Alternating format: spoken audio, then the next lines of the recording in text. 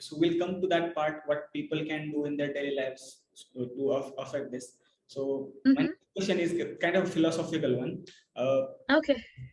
what does environment mean to you? Like what do you mean by an environment? Because people's knowledge in terms of nature, or when you say environment, doesn't go beyond Mm-hmm. a tree. That's it. A green tree Mm-hmm. and a mountain and a sun in between. Mm-hmm. That's it. When you ask anyone, draw some Yeah. nature, they just draw three things: a sun, a mountain, and a tree. So since you spend your good amount of time learning about environment, learning about nature, it Mm-hmm. impacts on its impact on us and our impact on the environment. So Yeah. what environment mean to you? So basically, environment is everything around me.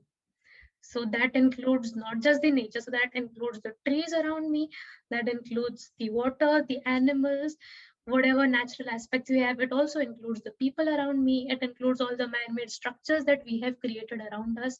It includes your cars, your buildings, the places you stay at, the clothes you wear, the food you eat. It includes everything, because it's a complete cycle. Basically, you when we say that we live in an environment, it basically includes everything that you live with.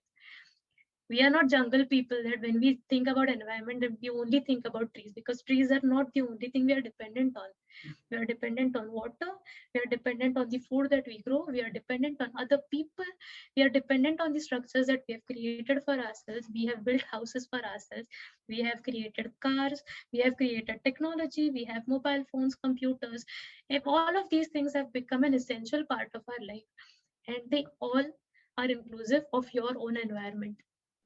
So basically, everything that you do, every action that you take, and every single object that you use around you has an impact on your environment. And basically, every person's environment collectively together creates the whole environment. That's how it is. So we cannot really define as if environment is one separate part and humans are a different part. We are all interchangeable. We are a part of this planet, so we automatically become a part of this environment. So you can't really separate both of them out. Obviously, it depends on what should get more priority.